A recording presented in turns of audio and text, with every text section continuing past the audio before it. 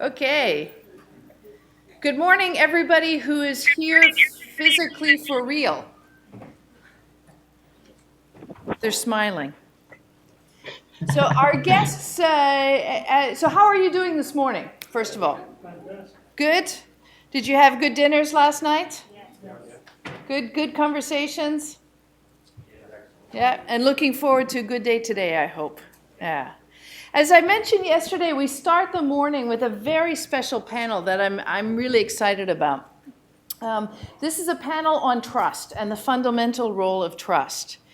And as would be appropriate in a meeting, in a summit around leading when you're not there, we had several people that we wanted to have as speakers who could not be here. And we said, well, that doesn't matter. You can still be here. We'll just do it through technology. And because they were all three sitting in Asia, and all of them have very good insights about trust, we decided to put them on a panel together and have a panel about trust first thing on Tuesday morning. So I'll introduce them briefly, and then we've got some questions from them. The format will be similar to the panel that we had yesterday. Unfortunately, they cannot see you. We hoped that we would be able to have another camera for them to see you. But it took us the last about 75 minutes just to get this working with the three of them there. And any time we tried to change the configuration beyond this, it stopped working. So we're going to go with what works, okay? That means you need to be really responsive. They cannot see any body language. All right, so you have to be loud in your responses, okay? So they can hear us. Well, they can hear you if you're really loud. Okay, there we go.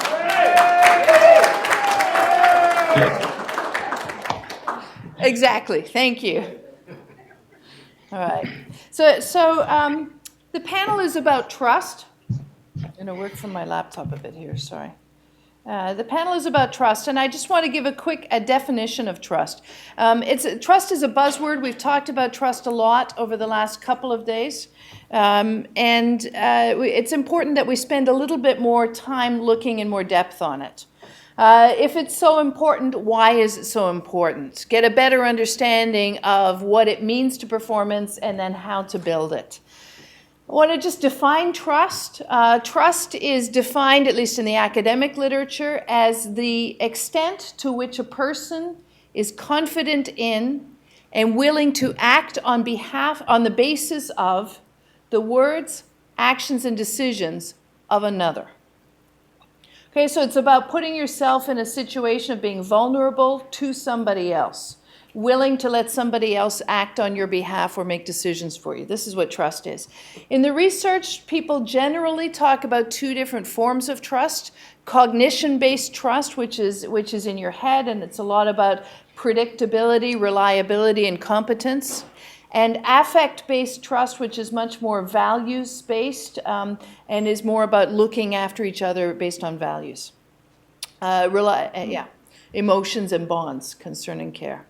So I'm going to introduce you to the panelists briefly, and then they'll introduce themselves a little bit more, and then we're going to have some questions. I'll ask each of them a question. We'll talk a little bit more about trust. I'll ask them another couple questions, and then we'll gather some questions from you, like we did yesterday, and we'll put those back to the panelists. Okay? So the three people that we have on the panel, I'll just say their names briefly. We have Brad Hall. So this is Brad that you can see right there. Looks like we just lost Andre. Oh, there he is. Okay, he's back. Good. Okay. So we have Brad Hall, and Brad is the Vice Director of Global HR for business partners at Huawei. Okay, one of the world's largest companies, and certainly one of China's largest companies. Brad has been doing HR in Asia, but also a lot of other companies throughout his career, and has enormous experience, especially HR issues globally, and very interesting stories too. We also have Andre Pekerti, who's right there. And Andre is a senior lecturer at the University of Queensland in Australia, I'm sorry. That's okay. He likes to surf, so he's made sure that he's on the Gold Coast in Brisbane, Australia. Andre is an expert in servant leadership and values-based leadership, as well as cross-cultural leadership and management of all kinds. He's originally from Indonesia as well and has also lived in New Zealand. Christina Ahmadjian is a professor at the Graduate School of Commerce and Management at Hitotsubashi University in Tokyo. She's been in Tokyo, she's American, but she's been in Tokyo, Japan for about 20 years now, and has been working in universities, but also corporate contexts. Works as a senior professor. She was a dean at Hitotsubashi for a few years, and also works on boards of large companies in Japan. So she's doing some very interesting work as a gaijin in Japan. Okay, so I'd like to have you each now say a little bit more about yourselves, something important about your career, something else you'd like to share. So Andre, let's start with you since you're already the big one on top there. Okay, right. Well, hi all. I hope you're all good. As Martha said, I'm a lecturer at the University of Queensland, but my background and my interest in leadership, it comes from a very multicultural perspective. So I was born in Jakarta, and then I left when I was 10 to go to the United States because my family got scholarships to study there. So I grew up there, and then I grew up in New Zealand, and now I work in Australia. So my multicultural background complements my research. I'm now a naturalized New Zealander and an Australian. My background involves being Chinese and Indonesian at the same time. And I'm also a Christian. So there's a whole bunch of cultures there that I think are intermingled together. In terms of research, so I have an eclectic sort of interest as well. So I do a lot of research on acculturation, cultural intelligence, for example, family business. I look at ethics and a number of other things, including servant leadership. And at the moment, I'm serving on the Australia-New Zealand Academy of International Business Board as a vice president. So I mentor PhD students in that capacity as well. And I serve on a number of journal boards as well as part of my activity. So that's pretty much. So you keep pretty busy and down under, huh? I do. Apart from I make time to go surfing though. Yeah, good. Okay, Chris, you're next down there. So Chris, why don't you tell us a little bit more about yourself? Okay, so hello everybody. It's great to you can yell hello. Hello. So as you see, I'm in Tokyo. It's evening. And you'll notice in back of me the shoji paper screens to give a little bit of a Japanese environment context for all this. I'm at home sitting on my living room sofa. And I've been in Japan for about 20 years now, again, teaching at a large Japanese university in a business school. I'm this weird combination of practitioner and professor, since I serve on the boards of Mitsubishi Heavy Industries and the stock exchange here. And also was a dean at my school and do a lot of leadership and administration. So I'm not really I'm a researcher on corporate governance and globalization and transformation of Japanese companies. Don't do that much research on cross-cultural management, but certainly do it as in every day of my life as a non-Japanese and also really helping Japanese companies figure out how to deal with their very, very global workforces. So that's me. Good. Thanks, Chris. And Brad, we finally got up online. We had some interesting issues with Chinese firewalls this morning. That's why we started a bit late. Yeah. So Brad, please tell us a little bit more about yourself. Well, I used to work with Chris. That's my fame. That's my claim to fame. She was our consultant at IBM. Well, we did a really important project, a really cool project. I do just very strategic HR work. I don't know how to do basic HR work at all, but I do the fun stuff that I think is the fun stuff. Right now, I'm the co-project leader for a project to globalize Huawei. Now, Huawei is the largest global company in China. It's the largest state-owned, non-state-owned company in China. About 170,000 people. We are all over the world in 170 countries, but we're not at all localized. Not at all localized. So it's a real challenge. It's almost historic to a certain degree. So I'm excited, and the project has just started. So we still have a long way to go. Can you explain more about what you mean by not localized, Brad, just briefly? Sure. We are not an employer of choice. That is my definition. I don't know if that's the right definition of being localized, being an employer of choice, and we're not. We have very high turnover. Okay, good. So you can see where that's going to bring up some discussions about trust.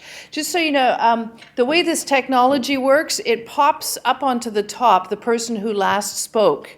But Brad is talking to us through a telephone, not through the computer. So when Brad speaks, that's why he doesn't become big. Okay. But we're glad to, and that's why we get this funny icon over on the left of you underwater or something. But we're glad that it all works. Okay, so I wanted to start with a question for each of you. I'm just getting out my notes here. Sorry. There we go. Okay, Brad, I'm gonna start with you. Normally, I memorize all these before I do the panel, but we were so focused on getting the technology. I apologize, but I'm going to be reading off my notes a little bit here. Brad, from your experience, you know that trust is critical to global leadership. Okay, and you've experienced this in a lot of settings. And in particular, you've seen what happens when people lead across boundaries without trust. So could you share those observations with us? For about 5 years, I wrote a monthly column on TheStreet.com. And I stopped now because TheStreet.com changed ownership, and it's mostly personal financial now. But I wrote an article called "Where Are Asia's Global Companies?"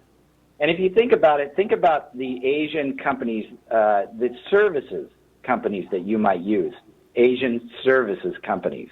I'm guessing you can't think of one. Now, you use some things that they're manufacturing and exported, but you don't use services. Why would that be? Well, go back a long time ago to 1989 when I finished my dissertation, and my topic was, will Japanese people management practices work overseas? At that time, there were a lot of articles. Remember, this is before the bubble popped in 1989. There were a number of articles on manufacturing companies that had relocated to the United States. But there were no articles that I could find on services companies. At that time, 4 of the 5 banks in California, largest banks in California, were Japanese-owned. So I decided to go and do my dissertation on those banks. And what I found is the lower in the organization, the more satisfaction, the higher you went, the less satisfaction that you had. And there would be, Sanwa Bank, I remember, there were 2 floors of only Japanese on the floors, and all the decisions were made on those 2 floors. So Chris knows what I'm talking about. And it was easy to it was easy to know at that time that it would fail. That model will fail. And if you think about it, those in the United States now, think about how many of you use retail Japanese banking services. I'm guessing 0, because I think there are 0 Japanese banks now in America. Yeah, Chris. Okay. So it failed, and now I can see it's happening in the same thing today. We have great challenges. We are in 170 countries, but our turnover is about 3 times industry average. I mean, it's really very bad. We have little Chinas all over, just as they had the same thing in the banks in California. I found that, what was the cause of the turnover? The main cause, I mean, there's a lot, but the main cause of the turnover was teamwork. That there were always arguments between team members. They didn't trust each other because they didn't talk. There were a group of Chinese team members, and there were a group of local team members, Germans or British or something, and they didn't talk to each other. So what we found is, and I'll talk about later how we fixed that problem, but it was a problem of trust, and it was a problem of teamwork, and people were going home at night saying, I make more money than I've ever made in my life, and I hate it here. I go home every night, and I don't feel like I've won. So we needed to make the teams work better, and that was I think that was a trust issue anyway. Yeah. Yeah, no, thank you very much. So when the trust is not there, not only do you have high turnover, but you've got people who are just not committed and not working well, clearly happening. And I found it interesting, Brad's observation about this happening at a national level with the multinationals, especially in the service sector. So Christine, speaking of Japan, you've got 20 years of what I call participant observation in Japan. And Japan is kind of the prototype of a high context culture. High context is a place where the role of trust is particularly difficult for outsiders to understand and to grasp. And so it's an interesting place to really look at what's happening with trust. So just share with us some of your observations and thoughts about the role of trust in Japan and what that teaches us about trust in business when you're not there. So I guess one interesting thing about Japan is when I teach about cross-cultural management, I often ask my audiences, do you trust people? And what's really interesting is when they're combinations of Japanese and non-Japanese, the Japanese always say, we trust people. I mean, it's just this, yeah, of course we trust people. How could you not trust people? And so there's a sort of cultural sense that people are to be trusted. But it turns out that when the people who are to be trusted are people in our community, however that community is defined. So as Brad was saying, people in our company or people in our division or in our group or in my class or in my school. And what that means is when somebody's out of the community, it's very, very hard to build trust. I mean, people just do not trust you. And that's, I think, one of the issues with being a non-Jap, an outsider of any kind in Japan, especially a non-Japanese. And to build that kind of trust, it takes forever. And someone who's been in Japan for 20 years now, I see how slowly it's like, whoa, I'm actually building trust over time. So it's an excruciatingly slow process of building trust. And so I think one of the issues with the way that Japanese companies treat non-Japanese is the reaction is always, they don't trust us. And the answer is, but what I want to say is, yeah, they don't trust you, and they're not going to trust you until you're there for 20 or 30 or 40 or 50 years. So trust takes a long, long time to develop, but it does happen. And so I think the question when you're working with Japanese or sort of being there and not there working virtually is how do you deal with it in that case when you know that trust is not built in a day or a year or a decade? So then what do you do? And then how do you sort of get that same amount of reliability? So it's very, very tricky in Japan and a huge issue. And I think, as Brad was saying too, when you talk to expats and non-Japanese employees of Japanese companies or Japanese universities even, the biggest issue is always trust. The biggest issue is always they don't trust us is the biggest complaint I have. So it's a huge, huge issue. Christine, one of the things we talked about last week over breakfast in Tokyo, it was very nice, was how trust is in roles. And I wonder if you could share some of your insights about that, because I thought that was really nice. When you're in the community, a lot of the trust between people comes down to what you're playing your role and their expected things that you do. So, for example, a teacher-student would have their roles, and as long as you play those roles appropriately and you know what those roles are, the trust will come through those roles. Or buyer and supplier would be another role, or classmates would be another role. And so I think it's easier for Japanese to trust you if they know exactly what role you're playing and what they're playing and what your mutual relationship is and what the expectations that are in the relationship of those roles more than your personal relationship. And that would also explain That- why it's easier for them to trust each other within the context of Japanese society, because they all have a common understanding of what those roles are. And when you're not there, Exactly. you don't necessarily know what the roles are. Yeah. Right. Yeah. Yeah. No, it's really interesting. Thank you, Chris. Andre, you studied leadership, as you shared with us, in multicultural contexts, and you're particularly interested in the kind of leadership that's really about empowering followers in these complex contexts. So you've learned some important things about trust by looking across all of these different societies. Can you share that with us? Sure. Yeah. Well, okay. So I'm going to sort of preface this in the sense that my work is scholarly. So from a scholarly perspective, we can look at trust, for example, from two dimensions: affect-based, which is really can be considered a knowledge-based type of trust, and then cognitive-based type of trust, which is based on identification. And as Chris was saying, this is the idea that identification is an expectation of from others. So if you're talking about roles, then there is expectations involved in roles, which again tells people what you're supposed to do and stuff like that.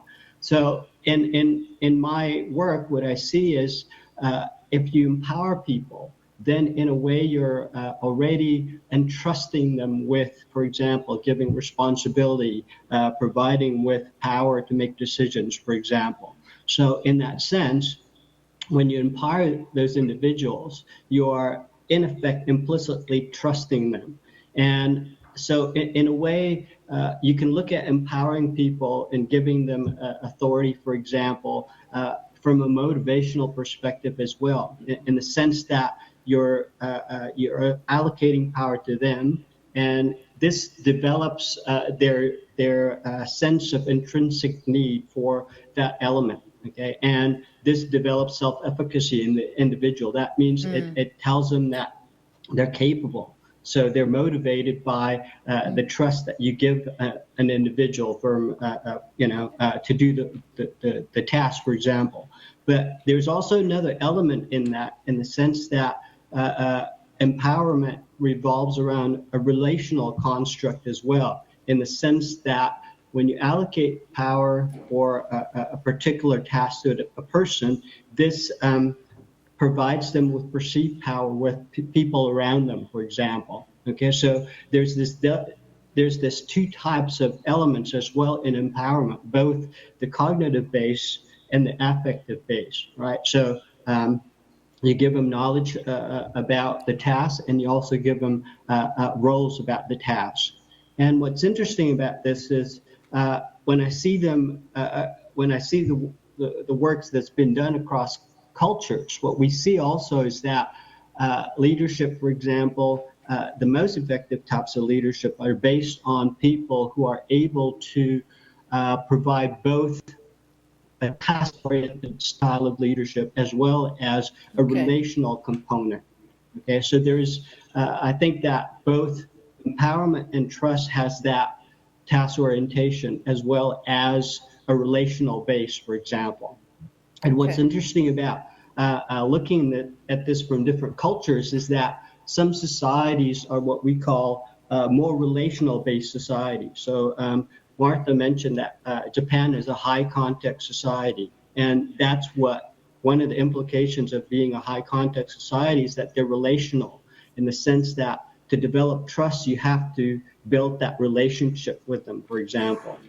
And there are other works that says that people within a particular society, right, such as the United States, there are people that are higher on their relational self-concept, for example. And again, one example is that women in a particular society tend to be more relational, for example. Okay, and the point is that people who are high on relational perspective need time to develop that relationship and view and prioritize that relational component to develop trust, for example. So again, as Chris was saying, in Japan, you do need to probably an extra amount of time to develop that trust compared to, say, another society who are lower on the relational self-concept perspective. But in any case, the So trust is going to be really important to empowerment, and empowerment is necessary for leading when you're not there. that's correct. Yeah. Yeah, because once you've developed that trust by empowering them, then the trust is there. Yeah. Okay, so I appreciate that. Now we've got some examples of how trust is important. Some idea of one culture in particular, getting into some depth about the role of trust and how it gets built in there, and then some of the underlying mechanisms of why trust creates performance, and how it's important to leadership. So then I want to come back to all three of you now and just ask you one question each, same question for all of you. What's the best way to start building trust across boundaries? And then to build the trust further and maintain it. Okay, so Brad, let's start with you. Building trust. Sure. Once I believe, the most important thing to improving organization performance is to make sure that everybody knows what they're supposed to do. Now, Chris talked about that in roles, and Andre also talked about that in roles. Let me tell you how to do that. Okay.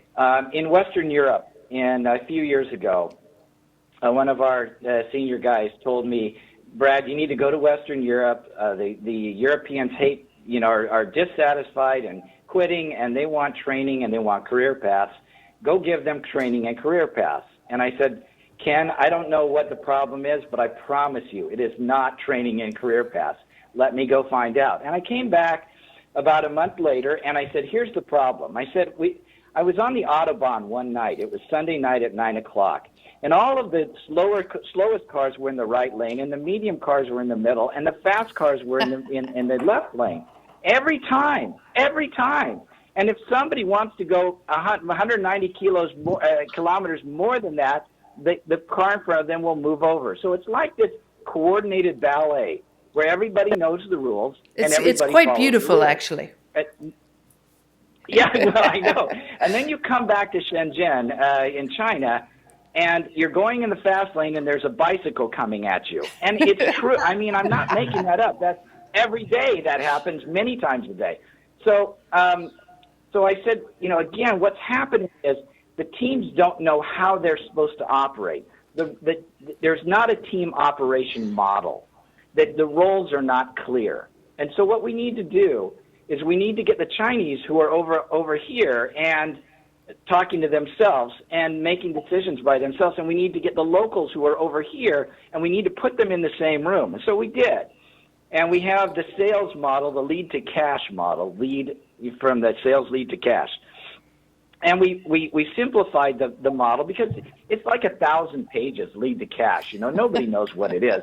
So we simplified it into 7 big steps, and under each one of the 7 big steps, we had like 5 or 6 or 7 of sub steps. And with the entire team there, we would go through every single step. And we would say which one is weak and which one is strong. Well, number 2 is weak. All right, who owns number 2? Well, Jane owns number 2. Jane says, I own number 2. I don't think I own number. And there's where we can start. And we say, Jane, it sounds like everybody thinks you own number 2. Will you own number 2? Well, okay. But if I own number 2, I want everybody to communicate with me. Jane, what do you mean communicate? An email every month, a phone call every day? What exactly do you want, Jane? And she tells them. And then we put it in a team operating guide. We document the decisions. And we take that team operating guide when we finish, and everybody has agreed to every decision. And I keep telling them, you guys complain all the time that the Chinese don't listen to you. You have today. And after today, no more whining. We won't accept it anymore. And so they finish this, and then they take it to the customer and say, Mr. Customer, here's how our team will operate to serve you. Customers love that. The people love that. And now we're at the real, I guess you call it cognitive trust. I'm not worried about affective trust right now at all. I just want them to understand what everybody is supposed to do. And they do understand it. And once they commit to the client that that's how they'll serve them, that solidifies their behavior. So that's just one way we did it. I think it's a great example, Brad, and it's related to some things that we talked about yesterday. That two of the things that you have to do when leading when you're not there. One is about executing, and the second is about engaging. And I think this is a great example of focusing on executing, but focusing on the executing using a process that's engaging. And so, even though Brad says he's interested first in cognitive trust, he doesn't care about the affective trust. Actually, by using this kind of process to create cognitive trust, you're creating affective trust too in the dialogue. So that's a great example. Thanks. Andre, how do you build trust? Yes.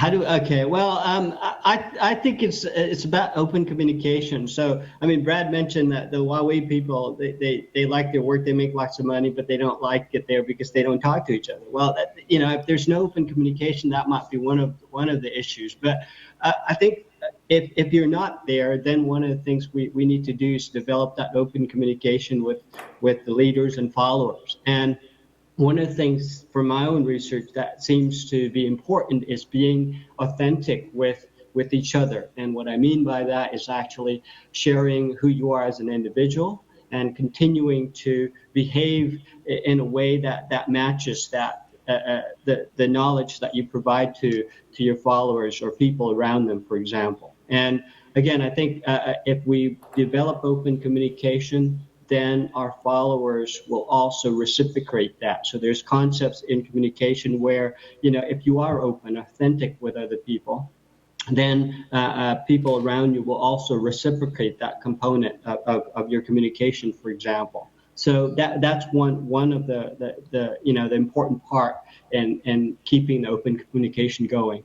Another element there, I think, is in my work on servant leadership, one of the things we do to try to develop trust and relationship is for leaders to share, we call it crucible experiences, for example, or the bad, it's usually bad experiences that we have and how we've gotten over that and learned from that, for example. And I think what this does is it does provide followers a sort of window to the individual and allows the leaders to be vulnerable to their followers, for example. And our work suggests that if we do this, it does actually allow the followers, for example, to do the same in the sense that they will then start to share the concerns with their leaders. And that develops open communication, open trust between the follower and the leaders. Okay, so openness in communication, but particularly the deeper thoughts, creates a situation of vulnerability. And so you have to demonstrate the trust from that. That's correct. Yeah. Yes.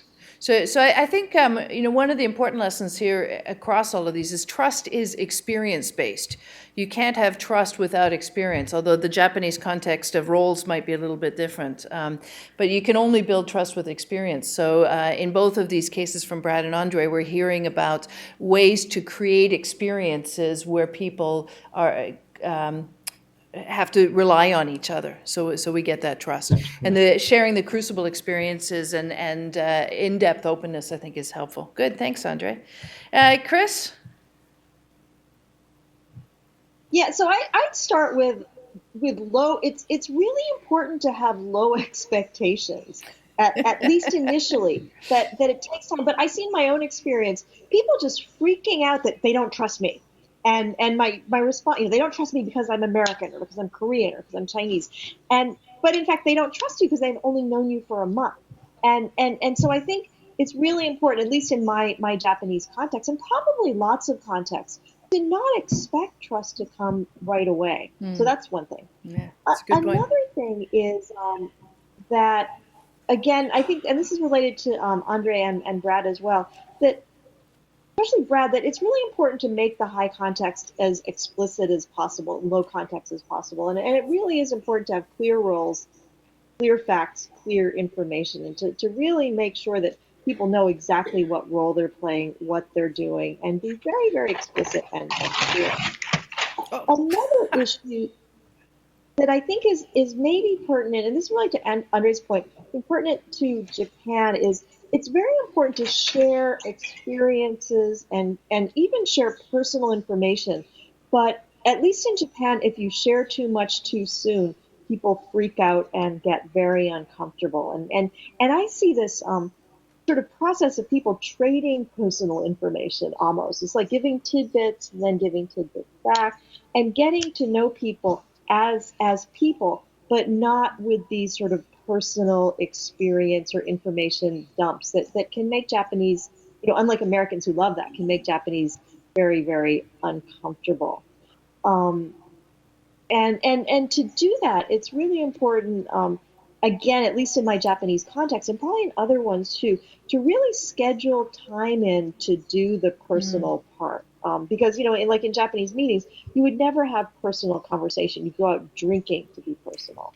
And if you're only going to interact with someone when you're not there and deal with someone virtually, for example, you really have to really schedule ways to put that personal part in. Another issue, again, related, that it's really, I think, a question of building reliability and sort of gaining confidence that both sides will do what they say. And I think for that reason, making sure that you've kind of established small goals or small things and small commitments, and sort of building slowly through making commitments and then following through on those commitments and doing that constantly is a really good way to build trust. So again, the role of experience, and you have to demonstrate trust. Yeah. Exactly, and it can be in very, very small and gradual things. Okay. But yeah, it takes time, and it takes sort of one after another experience. Okay. Okay, so some really good ideas, I think some practical ideas and also some overall principles about how to build trust. I'm going to turn to this. There is still an audience back here. They haven't left. They're all sitting there, and they're eager and interested. So I'd like to hear some questions. Let's take two, three, 4 questions, and then we'll throw it back to our panelists.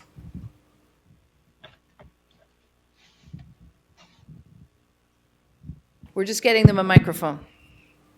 Okay. Yes, thank you. That's a very interesting set of comments from all three.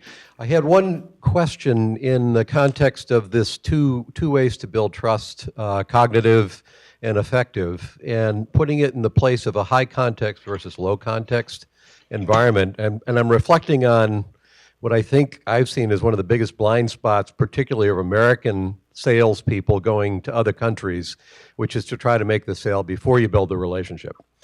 I'm wondering whether the high or low context of a country or of a culture affects whether you work on the cognitive trust first versus before the affective trust, where in some places perhaps getting the process side, the structural side straight works better before you try to build the interpersonal, where I think we tend to sometimes jump right into the interpersonal and figure we'll sort the details out later, and if that's not possibly part of the problem that we have.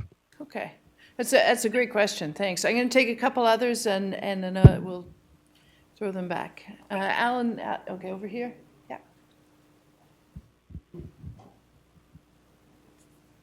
Yes, thank you, everyone. Excuse me, my voice is a little hoarse. I'd like to ask the question regarding clarity of roles in relation to empowerment and whether there's a tension there between the two, particularly, say, in Japan. Can we empower people to make their own decisions, etc., unless we've specified very clearly what the roles are? But we empower people in some ways because the role isn't absolutely clear, that they make their own decisions. So I'm wondering about that tension between the two. Nice. Thank you. Yeah, good, thanks. A little bit hard to hear. Yeah, it's a little bit hard to hear. I'll repeat the questions. I'll paraphrase them and repeat them and to bring them back to you. Yeah. Thank you. It is fascinating. As you talked about experiences, I think there was a word implied there, which is shared, as in shared experiences. Am I wrong about that? Can you tell me a little bit more? What would it be if it's not well, shared? we talked about the importance of experience, and my impression is from some of the stories recounted, particularly Brad's example, it seemed that it wasn't just an experience, it was a shared experience, that as a team did this together, they all were part of that experience. And I think there's some similar themes that that were implicit in some of what Chris said.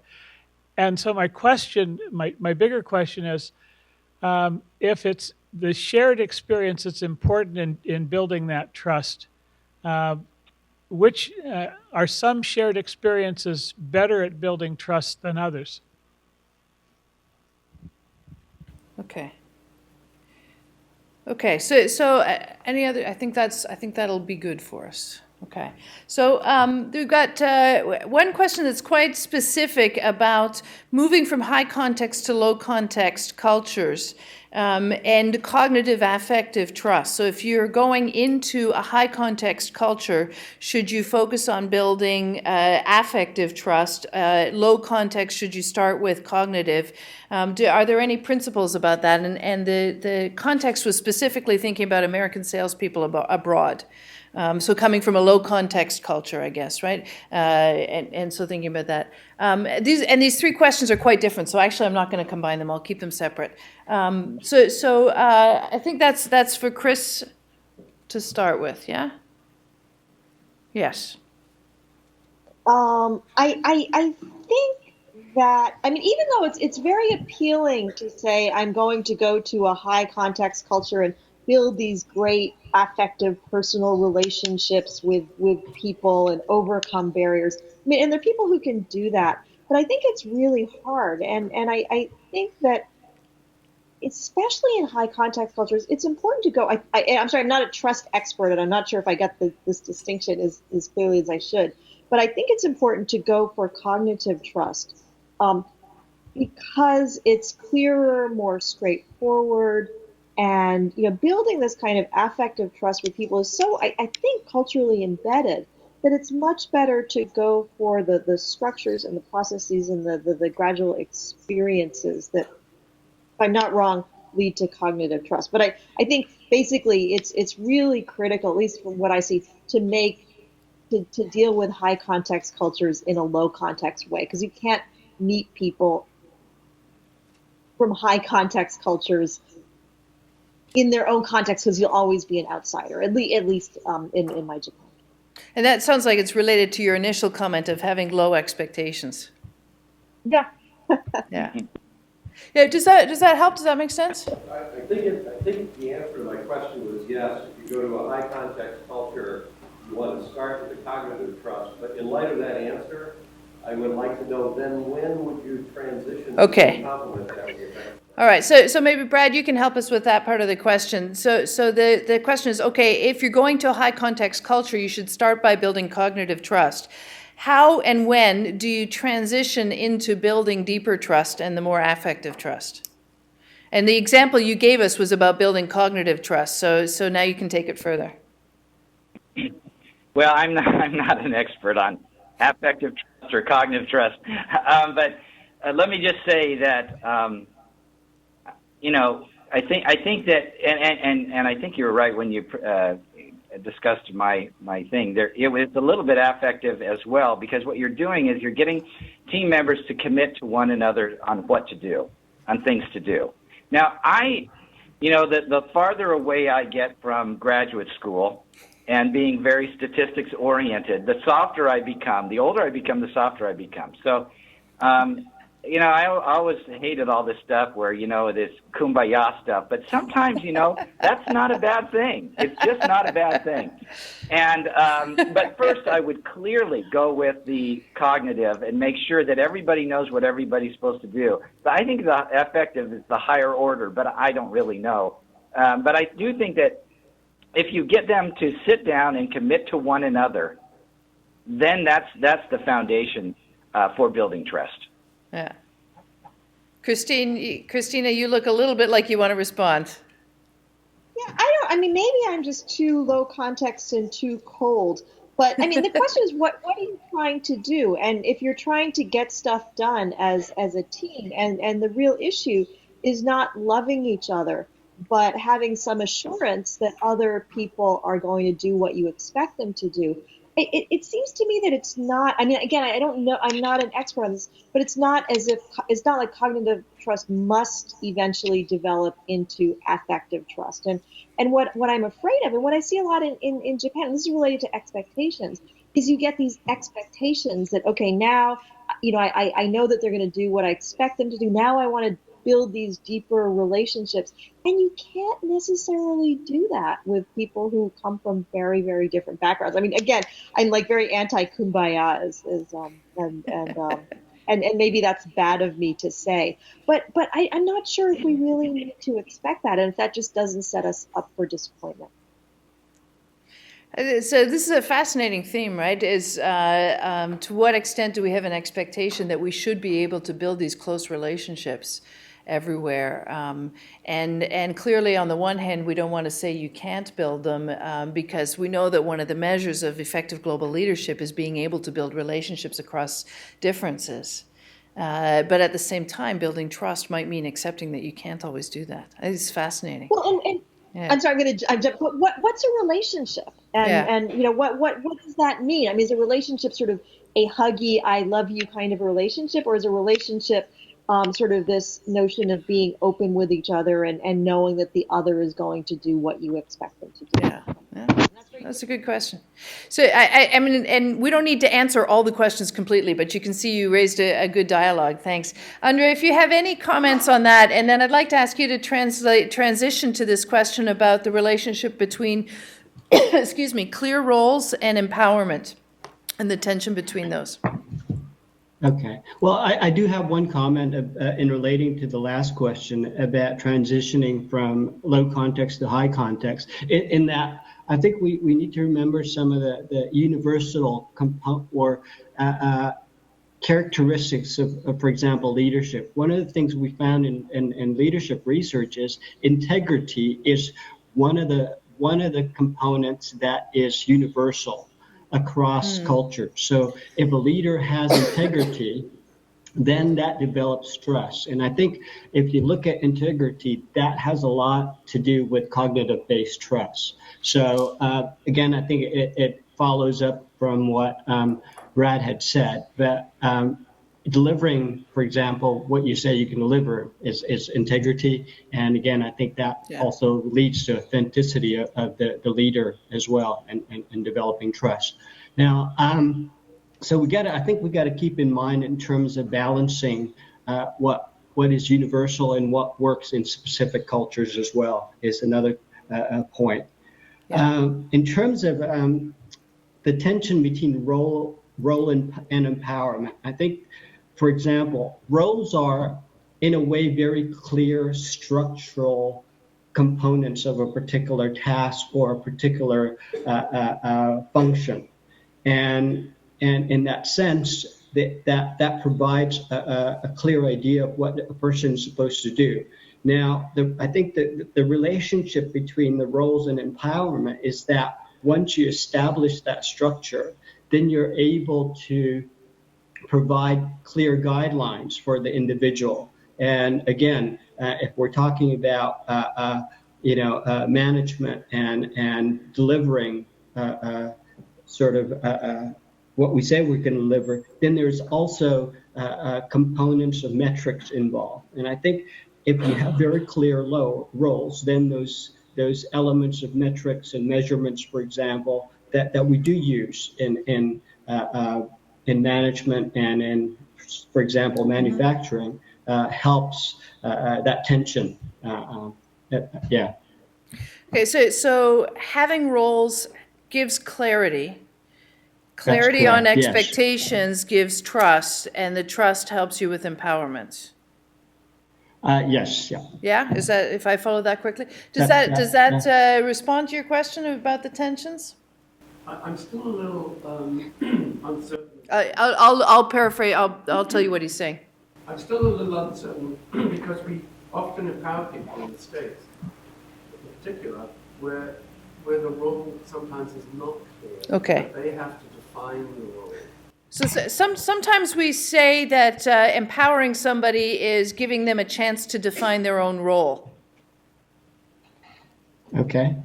So maybe when if I put that together with what you're suggesting, maybe that kind of empowerment doesn't lead to trust, or how would?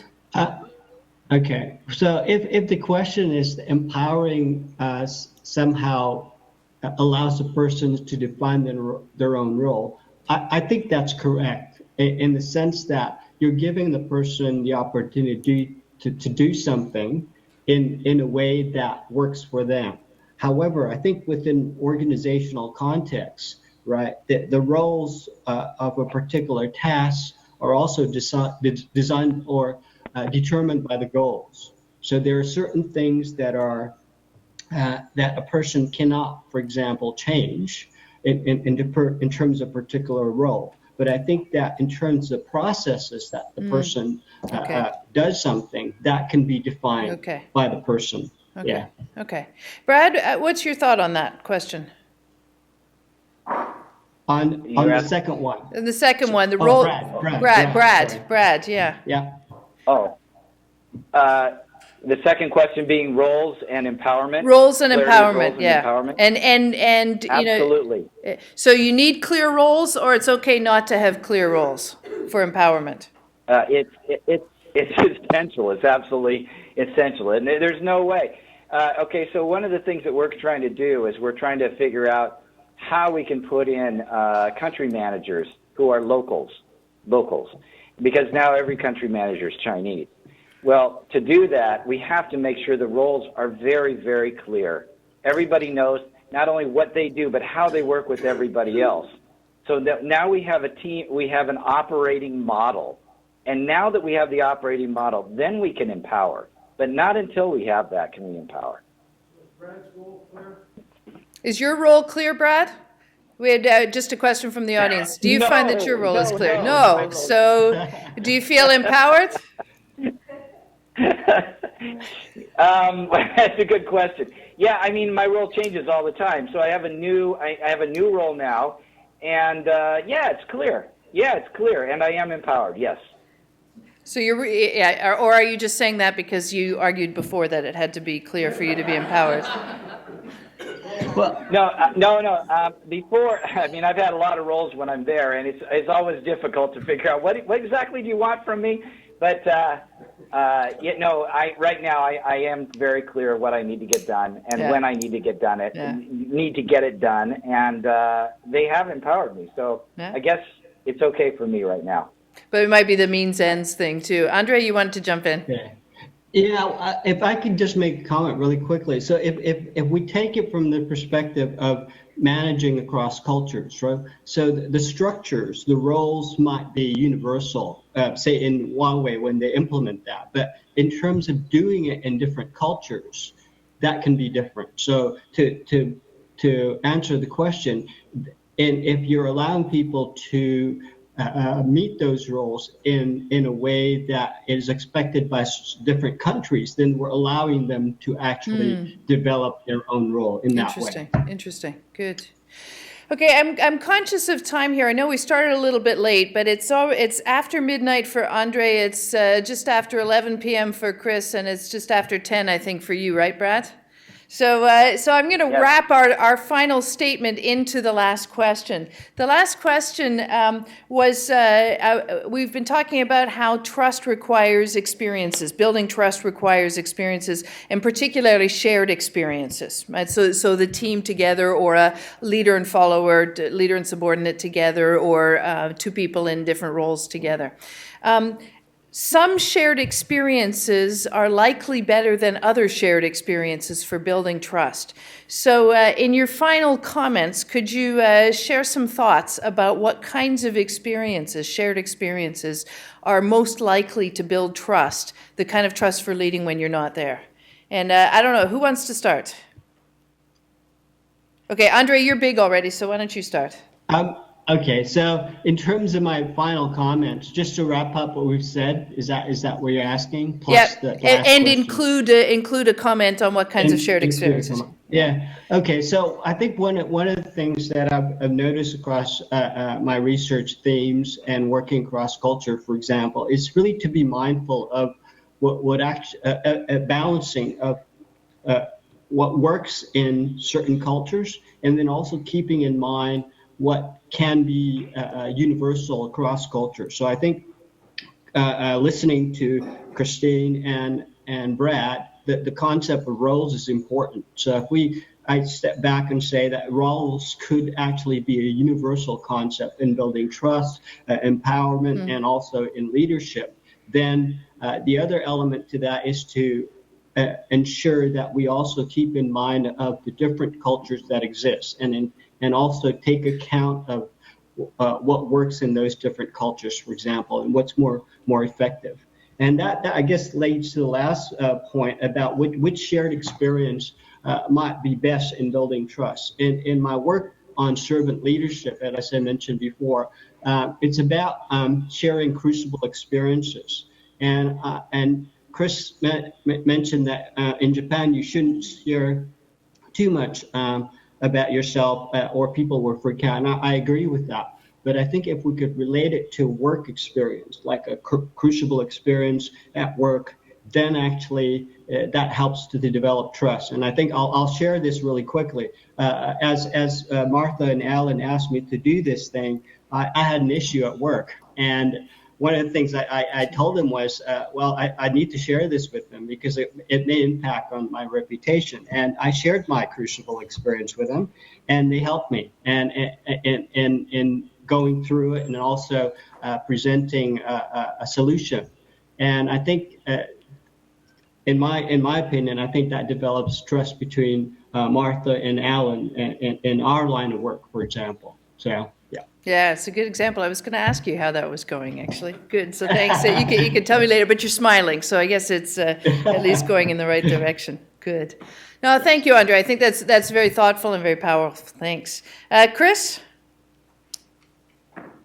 So I really want to talk about roles, so I'll do it really quickly and just make one comment, even though that's not the question you gave me, which is it's very easy for us to say, and for me, who just said it, we need to establish roles and be clear about roles. But the idea of roles itself is very culturally embedded. And for example, in Japan, in a high context culture, roles don't come easily to people. And so, if you say, okay, we need to establish roles now, and I've done this before, people's comment, they're like, wait, what are you talking about?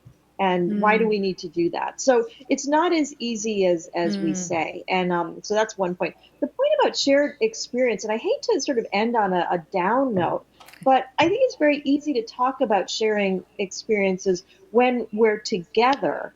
Or, in Andre's story, it's when we're in the same field and we very much share this context. It's very easy to do that. But when we combine working from afar and working virtually with people who share a very different culture or a very different context, the idea of sharing experiences, I think, is really, really difficult. And I mean, it's very desirable to do that, but it may be that we need to settle at first for something that's second best, which may just be sort of doing stuff and having what we expected happen. So I guess I'm back to this low expectations at first, because these things take time, especially when the cultures are very distant. Yeah.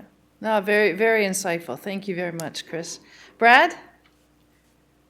I just want to end on one thing. I'm not sure about the crucible experience thing, but let me just end on one more dimension of this that I think is important. When I was in IBM, my job was in charge of leadership for IBM Asia, and I did coaching for the senior executives. And our head of IBM China was considered one of the top 15 executives in IBM. So I'm supposed to be his coach. That's kind of ridiculous, but so I got this stack of 360s and climate and styles and surveys and motives, etc. And they were all just stellar with this guy. But this one place in the climate survey, he said that his team members really don't like each other. And it just drove him crazy. It's like, why don't they like each other? They've worked with each other for years. I said, I don't know. But let me go ask, and I'll come back to you and let you know. So I talked with them, and I figured out it was very simple. It goes back to Peter Senge's ladder of inference, right? And on the bottom is the assumptions. And one guy thinks the assumption is market share, and the other guy thinks the assumption is profit. Well, those are completely different assumptions. So now every decision, from how to use your voice in a conversation, what phone calls to do. I mean, 1,000 decisions a day are based upon profit being the assumption, and the other guy thinks that market share is the assumption. So person A thinks person B is the dumbest person in the world, and they're fighting all the time, and they don't trust each other. So understanding, can you hear me? We can hear you. Looks We like lost you guys Chris are somewhere. No, we're here. Okay. I think we lost All right. Chris. Yeah. It's too Okay, bad. but anyway, I think this is a critical dimension that we didn't talk about today is understanding assumptions and making sure that you're deep enough down there that you can that you can build trust. Otherwise, there's no way if you don't find the root of that problem. That's a good point. And so shared experiences that help you unearth those assumptions would be ones that work well. Yeah. Okay. Good.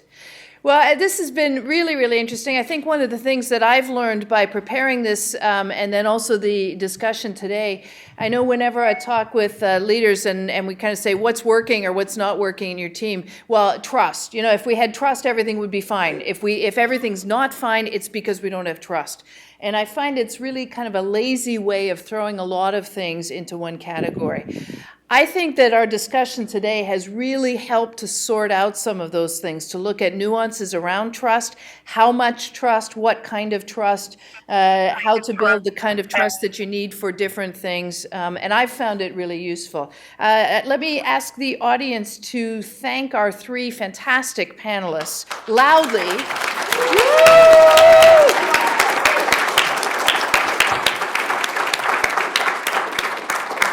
And I can tell you, normally when I do a virtual session, usually half the group by halfway through is on their BlackBerries and everything else. These guys weren't. They were paying attention through the whole thing. So even if you couldn't see them, you held them spellbound and thoughtful through the whole thing. So thank you very much, Chris. I hope you can hear us say thank you, Andre and Brad, and we'll catch up later. Thanks a lot. Thank you, everyone. Okay, thank you. Thank you. Bye-bye.